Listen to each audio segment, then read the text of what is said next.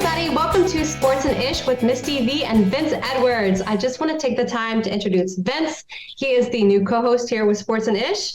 So Vince, tell us a little bit about who you are. Hi, Misty. Well, first of all, thank you for allowing me to be the opportunity to co-host such an awesome show when it's already seemed like it was. But no, as Misty's mentioned, my name is Vince Edwards. For those of you who don't know a little bit about me, grew up in Middletown, Ohio, in a basketball family. Father played professional overseas for about, I want to say 13, 14 years. Mother played in college as well. Older brother played at Penn State University in Miami, Ohio. Had an oldest brother who also played football and basketball in college and high school. So just a little bit about, the family. I'm the youngest of three. And I grew up in Middletown, Ohio. I played basketball all of my life, and grew up in Middletown playing through grade school, AAU, and then eventually 4 years of high school and going on to Purdue University for 4 years in college. Graduated, and as you've read in the bio on Instagram, was fortunate enough to be drafted to the Houston Rockets in 2018 draft. Spent some time in the NBA and in the G League, bouncing around a little bit.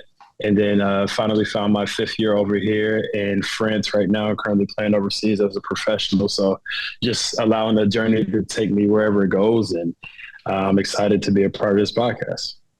I love it. Thank you. So I do have a question for you that I haven't asked you yet. What is the biggest difference between playing in France versus the United States? Like, what have been some of those biggest differences for you? I would just say some of the biggest difference probably would just be the style of basketball. It's not too much ISO basketball. They're not really huge fans of that. In the States, it's kind of like your talent takes over a little bit more versus over here. It's more of a system basketball when you come to Europe. It's definitely harder. I think if people paid attention to basketball, you watch guys like Luka Doncic or, Nikola Jokic or Giannis say how much harder it is to score in Europe than it is in the NBA. When Luka first said that when he came in, people took that lightly and thought he was joking. And it's not a joke. It's definitely not, because it's sort of like college.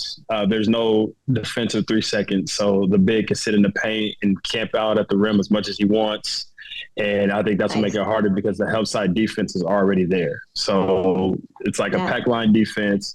And you make one move, you get past one, and the whole paint is just clogged up because, like I said, there's no defensive 3 seconds. So help side is just always sitting there ready. And they kind of allow the skips for the corner threes and things like that.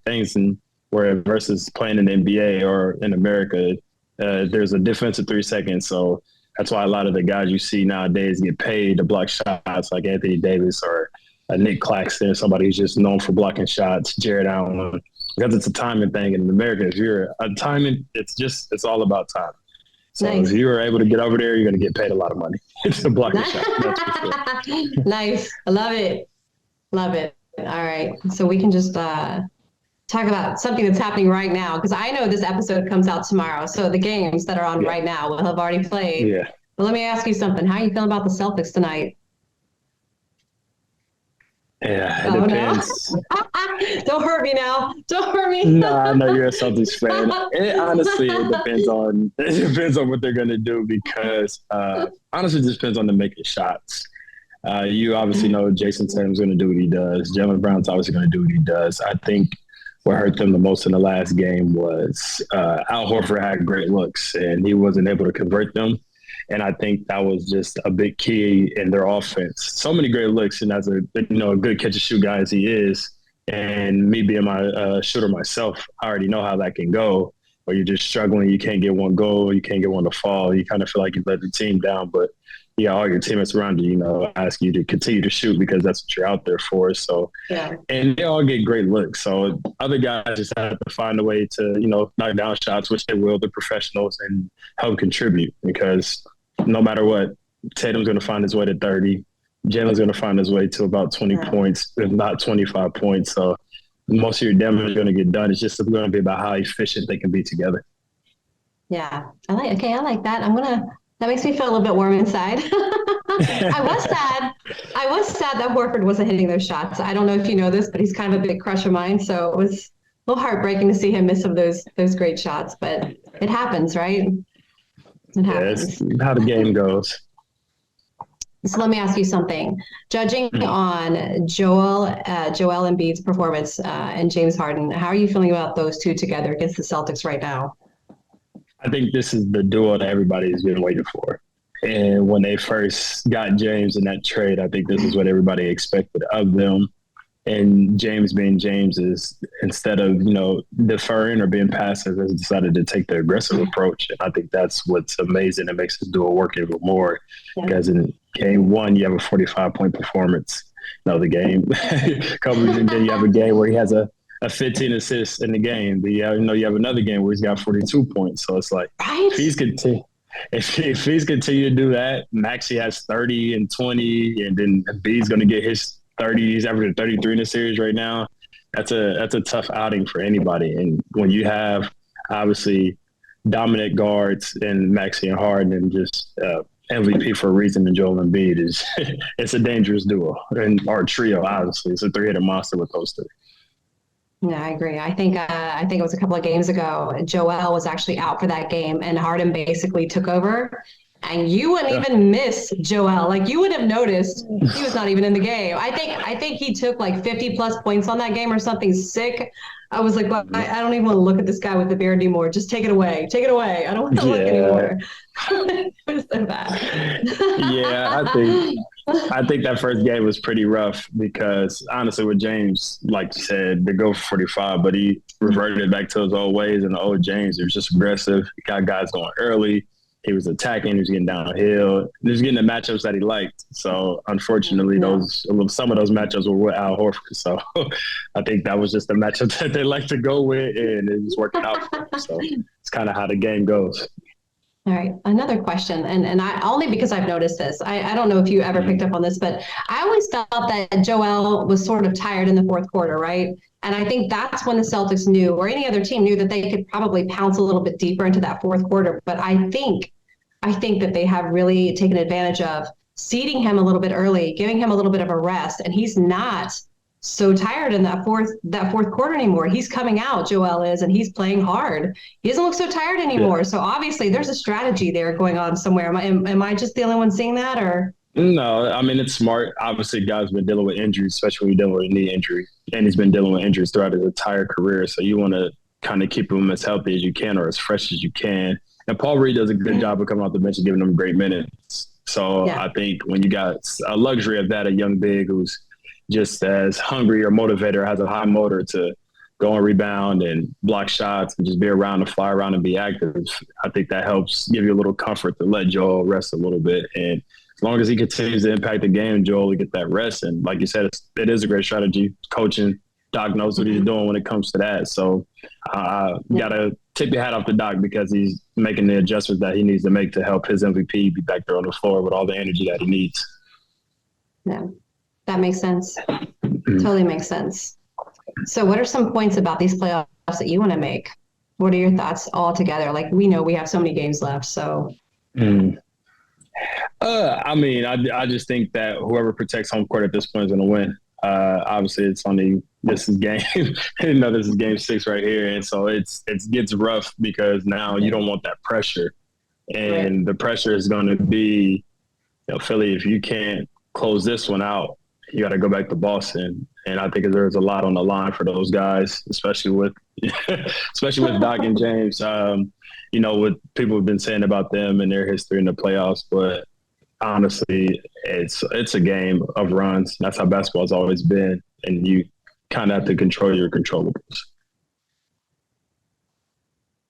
Let's roll back to the Heat's loss last night. I totally thought they were just going to go ahead and finish out this series and have a little time for a break. But that's not what happened. The Heat lost. Jimmy wasn't looking so good out there. And I know, you're in another country. You're in France. You did have some internet issues. You didn't get to catch the game. But it was like, what happened? Like, watching these guys, I totally thought they would clean house. But now they're kind of in a lock with the Knicks the same way that the Celtics are with the 76ers. So And I got to tell you, I think that Jalen Brunson is actually performing quite well. I think 10, somewhere like 10 straight games, that kid has like cleaned up on 20 plus points. He's not playing around either. Like the Knicks are definitely presenting some good players, some good defense out there. What is your take on that? I think that's just Knicks culture. They're hard hat, blue collar people. They're always going to play hard. And I think that's what they need to do that the Heat has done better than them. You see Julius Randle make quotes all the time, like maybe they just wanted more. And it kind of has looked that way. But at the end of the day, that's all the playoffs is who wanted more. Obviously, you got skill, you got talent. But whoever's going to work the hardest, whoever wants more is going to dive on the floor for a loose ball, who's going to go and fight out the rebound, whoever's going to come up with those, people like to call them game-winning plays. I think that's the most important thing that the Knicks probably did that I really didn't get to see. But if I know basketball like I know basketball, I'm pretty sure that's how the Knicks play their ball. And like you said, Jalen Brunson's been playing exceptionally well, and he goes out and gets another 30-plus point game. I think that just makes it easier for everybody else to know that once he gets it clicking, your floor general, your point guard, your leader of the team, as seems he's been, he gets the floor spaced and he starts getting aggressive. The floor starts opening up even more. Now he's drawing attention from other people. Guys are getting better looks. It just makes it easier for everybody else around you. So I think so. But if you're a Heat coach, what are you going to do to slow that down? Like, what would your intake be coming into the next game? If you're Eric Spoelstra, you're like, hey, we gotta slow this guy down. Like, is it all on Jimmy? You pack the paint more? Do you give up the three? There's a lot of things that I don't know what you can say at that point. I've got a great colleague and friend that actually works for Miami Heat. And what I know is this. If they make it to the Eastern Conference Finals against the Celtics, that means I get tickets. So what I need to happen is this. I need the Heat and the Celtics to make it to the Eastern Conference Finals. So we're just going to have a little prayer for that. Just tiny one. I think you guys got a lot more things going on in Boston. I see Jalen and Jason both made All NBA team. Yeah. $613 million to be given out. I know. In 2024 and 2025, somewhere in there. Is that the years they were looking at, somewhere in there? It's insane. Yeah. I mean, do you part ways? Do you continue to keep it and try to make it work? Because you're not going to be able to keep everybody. You can't keep all the pieces around you. That's a lot of cap space being taken up. And two guys who are worth it. Obviously, they're arguably one of the best, if not the best duels all year when healthy and playing together. So they pack a hard 1-2 punch when it's playing together. So you got to make a decision. That's a tough decision to be made. They say all good things must come to an end, but who knows? Who knows what the future holds on that one for sure. Okay, you talk to somebody who works with a lot of players in the NFL, and I cannot tell you how gutted it feels to spend years with a player and watch them grow into this amazing athlete and do great things in a city. And then all of a sudden free agency comes up and they're gone. You're like, no, you were doing so well in Cincinnati. Please don't leave us. So the thought of breaking up like Tatum and Jaylen Brown is like the same thing. I would feel so gutted. But then on the other hand, as an athlete, you have to make good decisions, right? You have to think about your future. And you can't stay with one city forever, right? Maybe that's just the way it is. Of course. You've been there, so. Yeah, I mean, like you said, guys got families, you got futures to think about, and you got to understand what's at stake for you. I think a lot of people who don't live the afterlife get the misconception of that. They try to judge you based off of, just being their favorite player or play for their favorite team.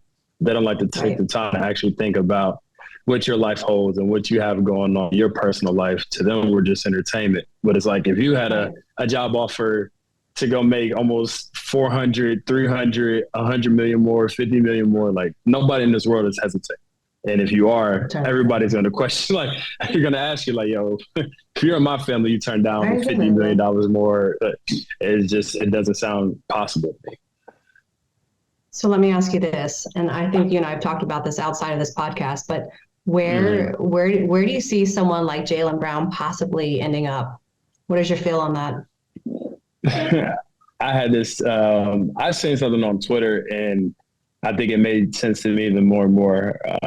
I thought about it, and I kind of was talking to some of my friends in the group about it today.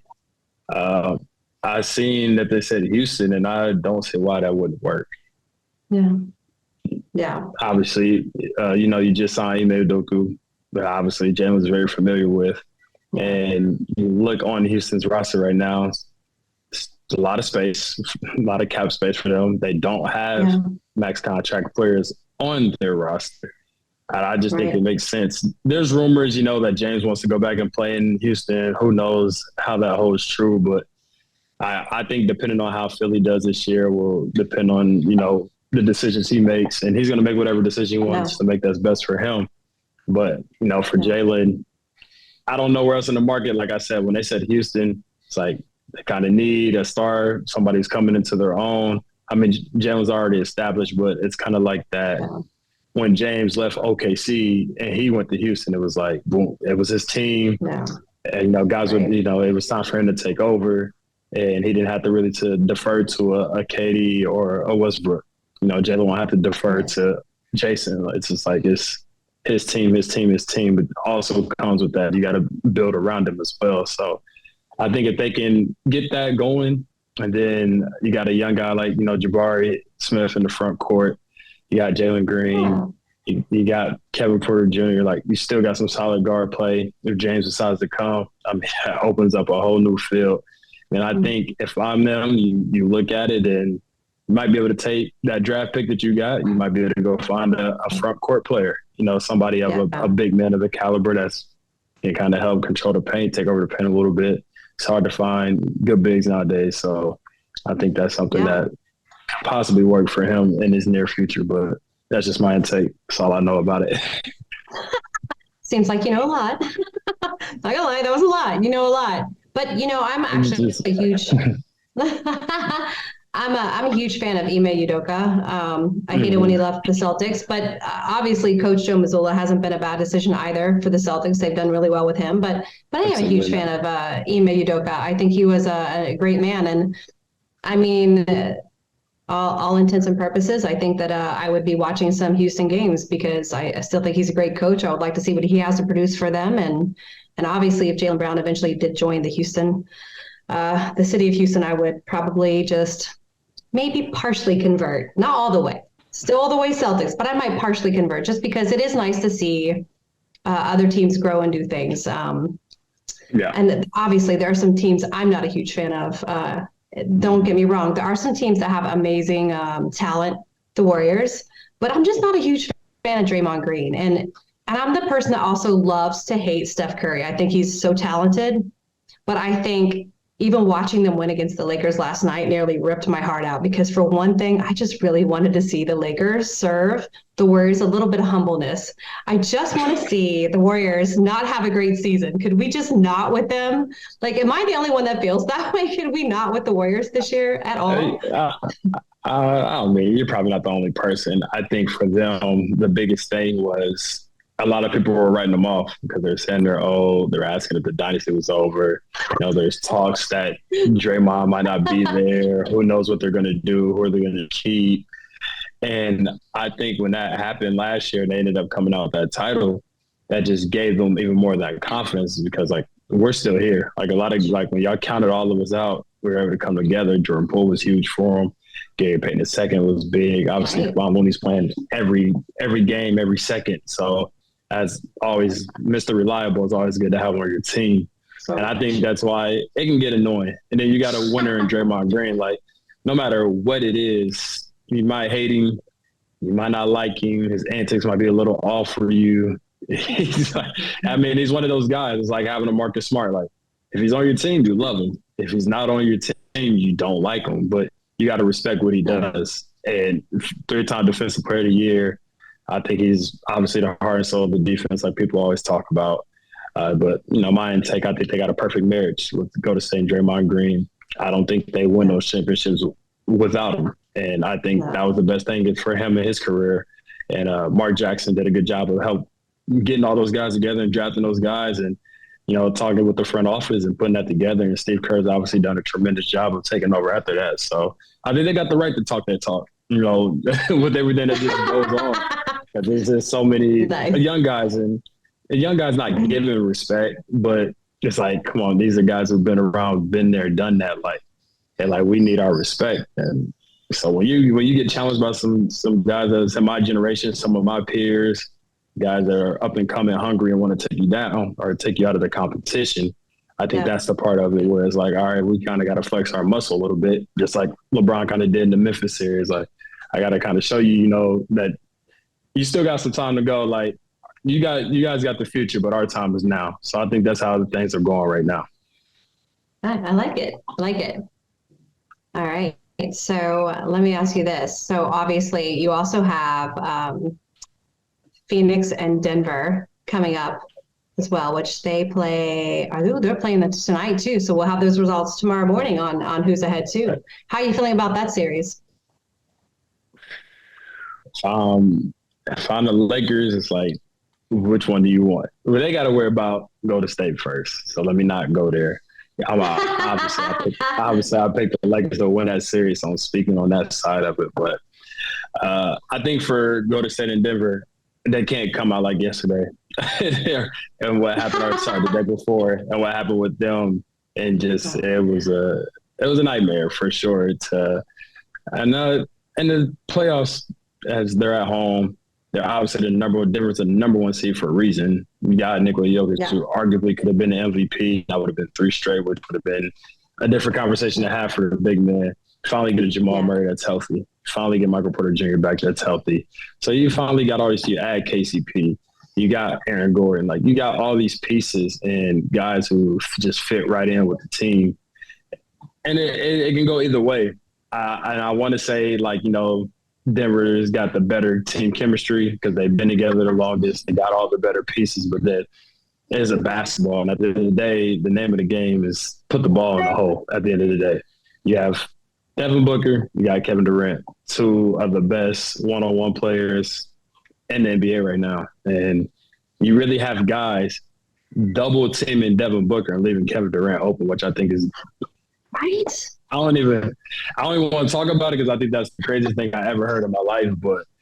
And I think it shocked him. And I think that was one of the most disrespectful things I've ever seen. Devin Booker's a great player. There's no way I'm leaving to go double off of Kevin Durant. So if those dudes combine for 83 points again or 80, and they're just having a kind of a Michael Jordan and Scottie Pippen series or a Kobe and Shaq series, I mean, you tip your hat off to guys like that because that's just their skill of basketball, their style of basketball, and how they play. So it's kind of whose style is going to win the game. Is these guys who are just the greatest ISO players in the game right now going to help get us to the Western Conference, or is it our team chemistry, our team bonding, and the way we move the ball and the way we share the ball and play through Jokic, play through Murray, play fast pace when we have it? So I can't really choose in that series. I know it's going to be a great finish to finish out. So I'm excited to see who comes out of that series for sure. Yeah, that'll be good. Great basketball for sure. All right. It's going to be a great series. I think my question for you is, obviously they've dropped all NBA teams, all NBA first team, second team, etc. I want to know who you think was left off or who should not have been in all NBA team. Your first team, you have Luka, Giannis, Embiid, Shai Gilgeous-Alexander, and then Jason Tatum. Okay, so now wait a minute. So the first team, I didn't see all the announcement on who made the first team versus the second team. All right, so I know some of the guys on the second team. So I know Tatum made the first. I know. Sorry, I just thought that this stuff just got released today. No, you're fine. I knew Tatum made first and Jaylen Brown made second team, but I'm sorry. Go ahead. Say the question again. I'm ready. Say it again. Yeah, no, I'm just wondering, do you think there was anybody snubbed? Left off? Who do you think should have made first team outside of those guys? No, I think who do you take out of there? What you said, Giannis? You said Joel, Giannis, Embiid, right? Tatum. Yep. And who were your others? Sorry. Shai Gilgeous-Alexander and Luka Doncic. Oh, Luka. Oh, Luka's great though. Man, who would I have? That is a good question. Oh man. I don't know. Last season I would have said Jimmy Butler, but not this season. Man. I don't know. Well, I'll That's a help you pretty good because here's your fit. second. Here's your second team. Your second team is Jalen Jaylen Brown, Brown. Steph Curry, Yeah. Jimmy Butler, Jokic, and Donovan Mitchell. Again, last year I would have said the Joker for team one, but not this year. Steph Curry. Again, I love to hate the guy, but I would have probably put Steph Curry on team one. Oh, you taking you so you're taking so you got to take a guard off. You're taking Shea off, or you're taking Luka Doncic off because Shea's had an incredible Luka. year. I would take Luka off. But, yeah. I can't be mad at that because when most people look at these awards, obviously things are political nowadays, and the criteria switches up every year, and that's why I can't be mad at your answer because the criteria is always switching up. It's either are we rewarding winning? Are we rewarding the best individual? Yeah. Did they finish high? Did they finish low? So I'm not going to sit here and say I accept the answer, but I understand your answer. Taking Luka out of there. I get it. Look out. What about you? What would have your answer been? Who would you have taken? Who would you have replaced? Again, like I said, it depends on the criteria. And honestly, I think a guy who's on his list and is a little too low is De'Aaron Fox. And for my likings. Personal opinion, he's on the third NBA team, all NBA team. It's hard to accept that from a guy who's obviously didn't get much attention coming into the league. Coming into Sacramento has been out of the playoffs for decades. Yeah. And they finally turn it around. He's been there through thick and thin. He's obviously been the face of the focal point. And for a lot of people who didn't pay him any attention because they were never on national TV, never any national recognition. And it's not as big of a market as a New York, LA, maybe a Houston, maybe Miami, And I think for me to watch him and see him, grow, continue to develop his game and arguably the fastest guy in the league with the basketball because he gets from end to end in 0.2 seconds. It's unbelievable. And the way he's just a leader of that team, has guys going in the right direction. You add Sabonis in the Tyrese Halliburton trade. I think that took me by surprise when it first happened, but it also ended up being a win-win for both teams, and they both ended up in better situations. So I just think personally him being on third team, again, I don't know who you take off the second team or the first team, but I feel like you got to make the exception. He's clutch player of the year. Yeah. His team is, top 3 seed in the NBA. Like it's just a tough one to have him. In my opinion, that's tough to have him on the third team. Yeah. Yeah. I think the second team looks pretty smooth though too. That's an amazing team. It's great. It's good stuff. So if you had to make a guess on who's going to be in the end all be all, the final playoffs and the finals period, who would you pick? Do you see that being like Eastern, Western? Who do you see being in the final period? In the NBA finals or in the conference finals? Yeah. NBA, like all the way. Like we're done at the end. Are we going to see the Lakers and the Celtics? Are we going to see? I'm saying Celtics because I'm hopeful and the universe is listening. So are we going to see the Celtics and the Lakers? Are we going to see the Warriors back? Are we going to see the Suns? Or like who are we going to see playing each other in the end of all of this? Like where do you see all this falling? Again, like I said, the best team wins, obviously. But my prediction, I think we're going to have a Lakers and Celtics match. Yes! But I'm going to tell you right now, the game is going right now. And if they can't close this series out, I think I'm going to have to – it's going to be hard to bet against the Heat. But I know. I think for Philly, I think they can make it work. Like the game is on behind me. Yeah, game is on behind. It's on behind me, but I'm still pulling up the score. If Philly closes this game out, I like Philly's chances against Miami. I'm a fan. I'm a fan of the game, and I've just called it like I see it. Like if Celtics win, I like the Celtics to be the favorite. But if they don't close out Philly, it's going to be a long. But I got Lakers on the West side. I've been saying that since the 2-10 start. I've been rolling with him. Obviously, Ohio guy, so I got to go with LeBron. It's my guy. Don't really know him personally, but Ohio, gotta help, stick together, represent. So I definitely got to take LeBron on this one for the West Side. But I'm anxious to see. Like I said, a fan of basketball, student of the game, just always watching it. So I'm anxious to see how it pans out. I know you want the Celtics, but who do you think is coming out of the West? I would like to see the Lakers. And I'm still holding out a lot of hope for the Lakers. I think with everything that I've seen, I'm going to say like 70% of me feels like it's going to be the Lakers. Like I'm well over 50% sure it's going to be the Lakers. But fingers are crossed. But to be fair, if they play the Celtics, I'm clearly not going to be rooting for the Lakers. So I don't care who LeBron is at that point. Doesn't matter to me. I'm going to root for the Celtics. But on that fun question, you obviously didn't grow up in the Michael Jordan era that I did because there's a couple of decades between us. So if you had to choose Michael Jordan or LeBron James, this is like the age-old question. Who would you choose? You're like, it's gotta be LeBron. I'm going with LeBron. We had this debate in the locker room all the time. I have a debate with my teammate Kenny, my boy Kenny Morkins. Kenny's my guy, but we had this debate every single day in the locker room.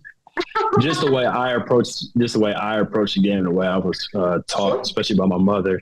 My mother's a big fundamental lady, so she taught me, how to make the right pass, how to use the glass, everything. And when I watched LeBron play, like he's all around, and so I always tried to predicate my game just like that. So there's personal opinions for me, and the reasons why I would go with LeBron, because when you just ask me who I want as a player, I mean, your best guy is also your best decision maker. I don't think you can beat that. And I know people are like MJ because he's 6-0 in the finals, killer instinct, this, that, and the third. I just don't see how for years people said LeBron doesn't have this killer instinct and he's the number one scorer of all time. Yeah. I guess I can't see it.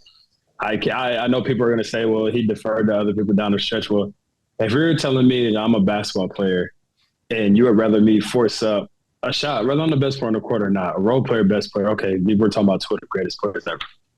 And I'm in the paint with three people, and there's a guy that gets paid multiple millions of dollars and works on his craft, is in the gym every day, as in a Ray Allen, or he played with J.R. Smith, or anybody he's ever deferred to kick out the ball and make the right play, because that's just the type of guy that LeBron is. I'm always going to live with that, because I'm always going to live with getting the best shot. And I think that's how obviously he approaches it too. It's like, why would I go and force this shot up? But there's a guy wide open right here. And so when I go versus that, I'm going to go with that. That's just my personal opinion. That's what I prefer. I love MJ. There's no disrespect. I think a lot of people get so high on this topic of conversation that it's like they act like they can't appreciate. They act like they can't appreciate greatness. Like I'm guilty of being in the heated discussion with my friend. Like nah, because I want to get my point across. But at the end of the day, there's a level of respect. Obviously, LeBron looked up to Jordan. Obviously, he wore 23 because of that. And I also just know that Jordan laid out a foundation for a lot of people, just like LeBron is going to be a foundation for a lot of guys. He was for me personally and has been. I watch a lot of LeBron film. I watch a lot of film of everybody, but he's obviously one of the main people I watch, just because, like I said, it's hard to not like a guy like that who makes the right plays, fun to watch, fun to play with, always carries high energy, and it's kind of a little bit more laid back than Jordan's approach was as a leader. But like whatever works for you. I know my dad always taught me that the more versatile you are, the harder it is for a coach to keep you off the floor. And so I always honed in on that and remember that information. Obviously, someone who's done it before me. So, and who better to watch than LeBron? Like, he's a little older now, but when he puts his mind to it and he's ready to guard, he's guarding 1 through 5. He can play 1 through 5. He knows the offense from 1 through 5. He knows the other team's offense and what they're going to run. You just seen it the other night. I believe it was, where did they go into? Game 6. So game 4, they try to run the hammer screen. And LeBron remembered that play from 2018. Like that's how smart he is. he scouts everything. He's always knowing percentages. You hear all of his ex-teammates tell all these crazy stories about this guy and his memorization. Right. He already knew what they were going to run. Switched at the top of the key to turn around and switch with AD. AD's right there in the way for the perfect interception, so for the steal. And I think that in itself just speaks to his IQ because he's always thinking the game. So that's just my intake on it. Anybody else can disagree to agree. That's just kind of how I go. If you disagree or agree and you're watching this on YouTube, put in the comments. We like comments. We're good with those. Go ahead and tell Vince you agree or disagree. I thought it was well put. That was well put. I will say that was well put. A lot of people go say Jordan. I had a teammate of mine say you can't wear LeBrons with jeans, so I'm going with Jordans. There's a lot of ridiculous debates out there, but I agree. I would agree with that. I would agree with that for sure. So just kind of rolling back to your own career, I do want to ask you, what was your most favorite game ever played? Looking back at the years that you've been playing basketball, give me your favorite game. Whether it was whether it was full of adversity and opposition, whether it was a game that you didn't expect to be so magical, just whatever it was, what was your most favorite game you ever played? I played in a lot of great games. Personally, obviously, like I said, being drafted, I played in NBA games. I've scored my first buckets in the NBA. I've played in some great college games, being at Purdue. Yeah. I still, to this day, one of my favorite games, if not my favorite, after all that being said, was my high school game. And I was a sophomore in high school, and we were playing to go to state championship. So it was regionals, and it was basically the Elite Eight to go to Final Four. And that was just so magical to me because as a kid growing up, if people don't know where Middletown, Ohio is, it's right in between Cincinnati and Dayton. It's a home of the great Jerry Lucas. So you know Jerry Lucas, you know where Middletown, Ohio is. If you know Jerry Lucas basketball, if you don't, look him up. Shout out to Kyle Schwarber because he's also doing an amazing job in the MLB. He's also a Middletown, Ohio guy, so got to show him love. Giving people positive ones to look up to. But if you don't know Jerry Lucas owns every single record in Middletown. Like, the all-time leading scorer, most 50-point games, 60-point games, just everything. Wow. And we haven't had a state championship in years. I think since like 1957, 58 was the last one. We've had great teams. And I don't know if we're cursed in the city or what, but we were so close. I don't even want to really revisit that game because it breaks my heart to talk about, but it was just so magical to see the place that I grew up in and where I came from, and for a city to kind of watch me grow as a young man and become the player that I was and to play in front of the entire city for so much on the line. I think that was one of my favorites, honestly. I can never shake it because even me talking about it is breaking my heart again. I for sure thought we had that game in the bag, but outside of that, I would probably have to say it was about I got to go games because it was probably about a month straight where those games where James Harden was going for 30 plus every night, sitting there as a rookie, watching this guy do these things. You had no words for it. People like, yeah, he dribbled the ball 20, 30, 40 times, ISO and whatever, but people don't understand, I was behind the scenes in the locker rooms and that nature, so I was there. People don't understand, like, he went into that mode because of how many injuries, we were dealing with at the time. CP was out. Eric Gordon was hurt.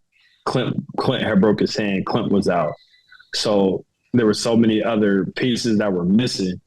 And it was kind of just like throwing on James. And like I said, to sit there and watch 30-plus points every night, to go to a game, I'm a young boy. I'm sitting there watching. I'm like, man, all right, I'm a part of the NBA, but I'm still like the little kid in me still like, man, it's like I can't shake the feeling. So just watching the game, I'm like, no, this dude is about to drop 30 plus, sometimes even 60, sometimes even 50. Like in the guard, I was there in the guard and he dropped 61. Like, it's just to actually be there and to actually see a guy works on his craft, puts in as much time as he did, shoot the same step back, the same rock dribbles, hit you to sleep. To know that it's coming and there's nothing you can do about it because that's just what he had going on at the time. Yeah. I can't pick between those two moments, and obviously I think that for me is just one of the two amazing moments for me in my career, being able to play or watch or be a part of it. Love it. What a great answer. And see, this is why you're here. You get to share these great stories. Yeah. I love it. I think too, for me, having those experiences too, it also is good to get like a fan's perspective because, like I said, for me, sitting there, being a player and watching it, it's kind of like you understand more. What was your intake on it? Like I said, a lot of people thought he was like over dribbling, doing too much, or it was not fun to watch. What was your take on it when you're turning on ESPN or you're waking up and looking at your phone? James Harden's 30, 50, 40, 50, 60. Like, so. Let me ask you this. Did he have a beard back then? Was all that there? Did he have all that going on? Yeah. He's had that. He had that ever since. I think I want to say it's right before he left OKC is kind of where it started to get a little out of hand. But when I got there, he was already the beard. There was no questions about it. Nice. He was already who he was. I love it. I don't have any more to talk about until these series or these games get played. Where are you at? What do you got? I think I got a few more in my notes. You're like, I got more. Bring it up. Let's go. Let me check the Celtics score. Hang on. Wait. Go ahead. Ooh, all right. Celtics 37, 76ers 24. Not bad. We are in the second quarter at 8 minutes, 45 seconds left. All right, we're good. We're ahead. That's all I need to know. Here you go. What is your take on the Jokic and I'm going to call him Mr. Matt because I don't want to butcher his last name. He sees the podcast in some way. So just kind of their intake. That was the Suns owner when things happened, escalated quickly. You know, Jokic went over there to grab the ball. It just kind of got a little out of it just got a little out of hand. Like, do you think Jokic should have been fined? Do you think he should have been suspended? Like, what is your intake? Yeah. Because I know a lot of people were just like, it's just basketball. So, right. Let me just. I'm going to say this. I did see that, and I thought to myself, like, what a dick move. He should definitely be fined. But then I want to say this, just as somebody who's worked with athletes for almost 9 years now, I can tell you how over the top people in the stands or the fans or whatever are. And I think sometimes, I shouldn't say oftentimes, I should say sometimes, I think that people get carried away. I think that they say things or they make moves during a game that they have no business doing. So when you see him approach him on the floor during that when, you know, the ref is right there, I thought to myself, he had no business being on the floor or that close to him, period, right? That's just my opinion. He shouldn't have been there. It's just kind of like anytime you see fans throwing things or shouting things at certain players, I'm like, they're human beings and they're here to play a game.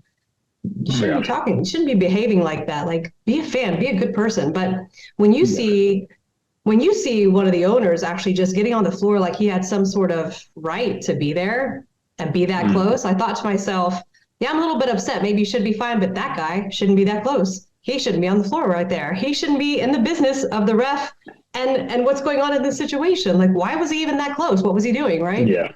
Yeah. What were your thoughts?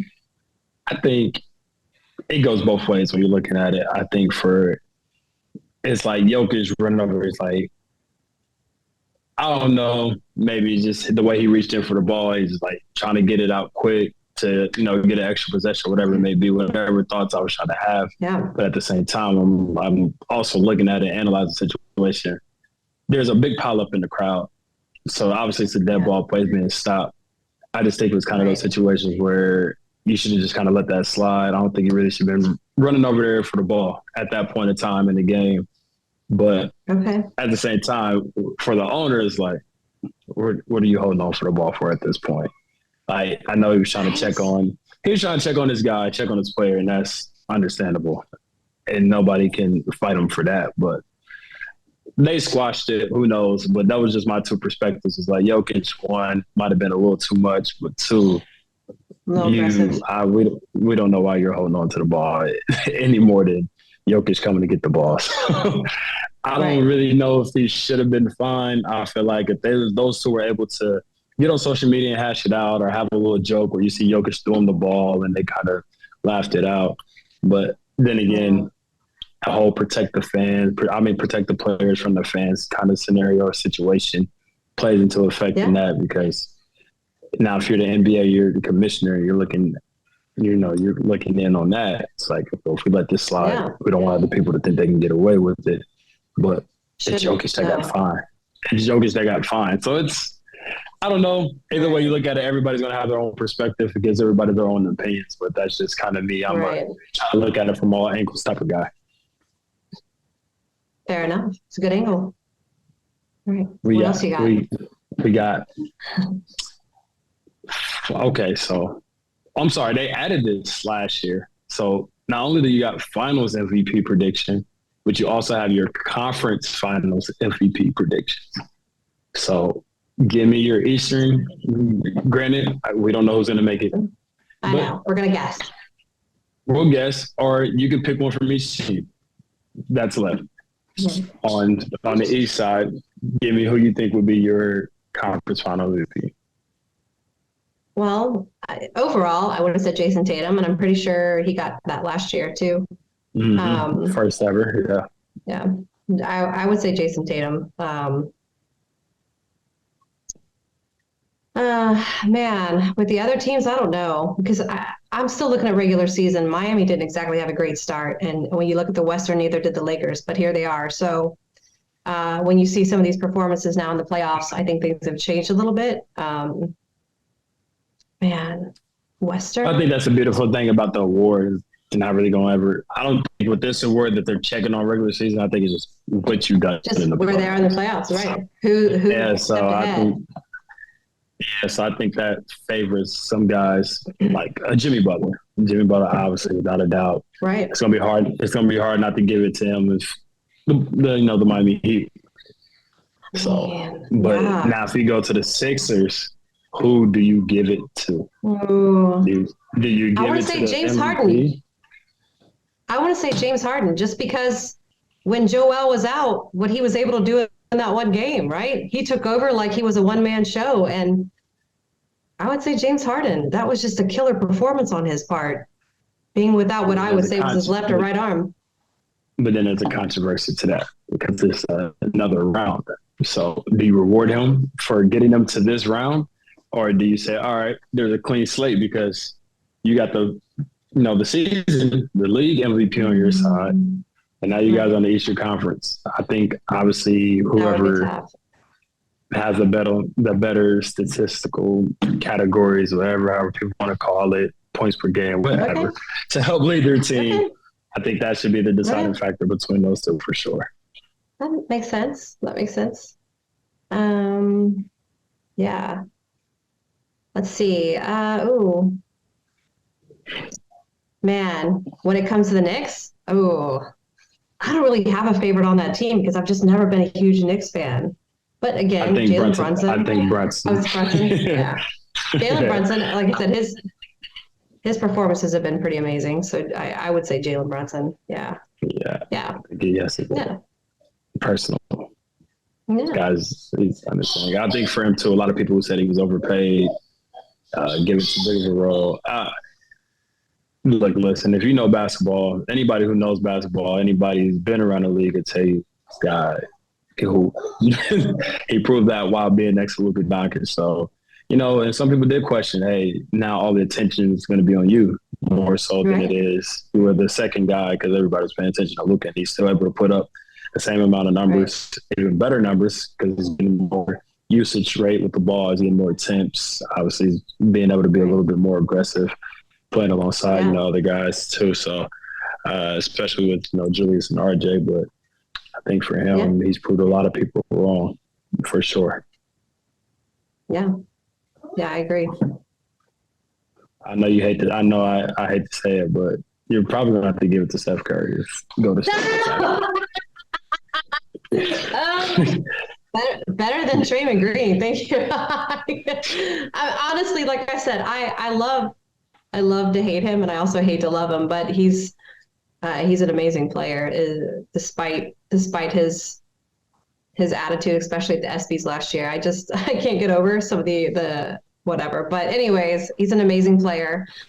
I would have to say Steph Curry, as much as I hate to say it. Steph Curry. Yeah. Lakers. Who do you have for the Lakers?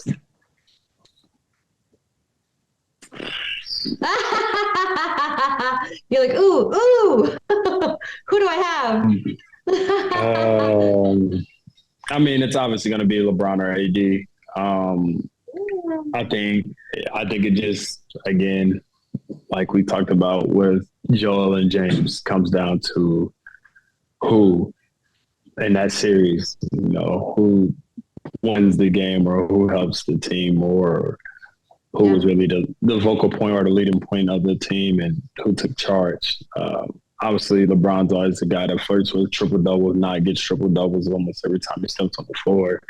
And AD's when he's healthy, he's dominant, comes out, he's capable of getting 30 and 20. So at that point, I don't think either of them care. It's just about, hey, you got it, that's cool. Well, now I'm probably going to get finals MVP or you get them both, we don't care. Like, let's just go get another ring. So I think they have a good enough chemistry. Especially between those two, along with the other guys that we mentioned. It doesn't even matter at this point. Like, let's just get this done, get to where we got to get to, because everybody's chasing that ring. I think, obviously, for LeBron I think he gets his ring. In my opinion, it's going to be hard. People are still trying to question whether he's the greatest or not. And, you always bring up the MJ debate, 6-0 in the finals. LeBron gets his ring. I think it's going to be at 38 years old. I think it's going to be very hard to deny that debate anymore. Especially it's going to be an all-time leading scorer, all-time leader in playoff points, just all-time leader in a lot of categories. It's going to be top 5 in assists, top 5 in rebounds. It's not too many people that you could say is in the category of his own. No, to be fair, I wouldn't even. I would probably suggest LeBron as well, just because that he's very close to retirement. And I think what a beautiful note to go out on, to know that you gave it everything you had to the very end. Like, to me, I there's nothing worse than an athlete that refuses to retire and they end up having like a bad 3 or 4 years or even 5 years, like in the NBA. But to see that man come out with something beautiful near the end of his career, I think it's amazing, and he deserves it. So he's a good human. I think he's got more. Good human being. I think he has more. He's got more. Shut up. Yeah, I think you're looking at about 4 more years. Now, is he going to be still above the rim? If he's going to still be above the rim, no, only the man upstairs knows and him. But I think just because of his IQ and his level of play, obviously he takes care of his body, invests in millions of dollars to his body every year. Yeah. He wants to play with Bronny. At this level, at least, he's got at least 2, maybe 3 more. And then whatever he wants to do after that, he's obviously going to be capable of doing whatever he wants to do. So, but I give him about 2, 3. 4 might be generous, but you never know. At this point, I really don't see him slowing down. I give him 2 to 3 more. Maybe 3 is a stretch, but 2 more for sure at this level. I think after he turns 40, I think we start to turn back the clock a little bit and just see. But you never know. We thought this. The guy made a tweet years ago saying LeBron, 30 plus, this won't go on for much longer. Now he's entering it late 30s, entering his early 40s, and it's still the same LeBron. Right. So who knows? Yeah. Who knows? Who knows? He's a good guy. I'm pulling for him. He's a good guy. Yeah. I'm just gonna check the score. Hang on. Ooh, yeah. Okay. 48-34. We're good. Sorry. 48-34? Yeah. Oh, wow. Yeah. Oh. I know. I'm just like, sorry, Misty. Everything's okay. I gotta see who's doing most of the damage here. Wow. Oh, wow. That's a win on your guys' part. For Boston, if you're a Celtics fan, that's a win. Jason Tatum's 0 for 8, 0 for 3. And you guys are up 8 points. Beautiful. That's beautiful. 13 points from Smart, 11 from Brown. Brogdon 5 for 6, 3 for 3 for 3 is huge right now. That's big time. Love it. Oh, hell yeah. Wow. I'll take it because he started, I think Tatum started 0 for 5 the last time and ended up 10 for 20 in the second half. So, he's going to find his way. He's going to find a way to his rhythm. He's going to find a way to try to get going. He's going to force the issue a little bit because that's what he gets paid to do. Yeah. It's his job. So I think if he gets going, I think you guys can force a game 7. So I think you guys have all positive signs right now to be up. Even 8 points with him having 1 point is amazing. I need this in my life. I need this in my life. I need this in my life. Crazy. Like, not like my salary depends on it, but I need this in my life. I need this. You and some of the sports bettors out there probably all saying the same thing right now.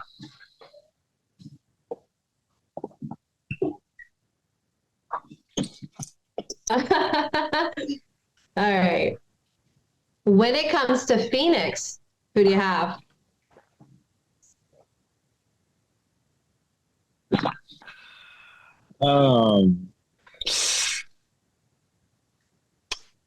Yeah, about that. I think that's just one of those. I hate to be the person that have to make that decision when the time came. Yeah. One guy's got 40, one guy's got 30, one guy's got 50, one guy's got 40. Once again, it comes to who had the hotter hand. Obviously, I think it's easy to say Jokic gets it. Denver comes out, given that Jokic is averaging the averages he's had in his playoffs this far. I think the matchup works in his favor as well. So I think Jokic gets it. If not, I think whoever gets it between KD and Book is just whoever had the hotter hand in that series, because both of them. I think what D-Book's having Michael Jordan-like series playoffs because he's doing numbers that, only MJ's ever done. So I think that turns a lot of head. But nice. like I said, it really just depends. Some things become political. Some things become basketball. It depends on if we're talking – just that specific round, or if we're talking all of the playoffs. If we're talking all of the playoffs, I think you got to go with Book. If we're talking all the playoffs, then you got to go with Devin Booker, in my opinion. Okay. Just me personally. I can agree with that. I would have said Devin Booker. Yeah, for sure. Personal opinion, personal preference. In that one, guys, he's just cerebral and he gets to his spots, picks his spots really well. He's always in a phone booth. Like, I think that's the best way to describe his jump shot. He's always up and down. Textbook. You gotta, tip your hat to a guy like that who always works on his craft. That's nothing but just being in the gym every day, repetition, same shot, same form, same everything. Not leaving until you get it down. So guys like that who sit in the gym and they don't just get that type of jump shot overnight. No, I agree.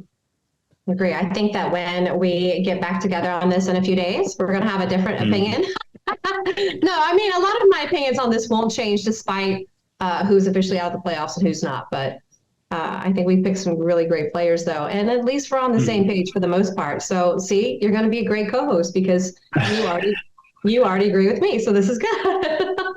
I can handle it. Try my best. Yay!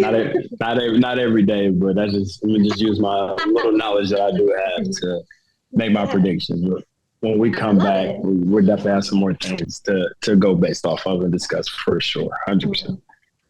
So much more. Thank you guys so much for coming and tuning in to Sports and Ish this week. Whether you watched us on YouTube or you were able to find us on every single podcast platform, including Apple and Spotify. You can find us everywhere. We've had an amazing time discussing what's going on in the playoffs. Please give a very warm welcome to Vince Edwards. So happy to have him with Sports and Ish.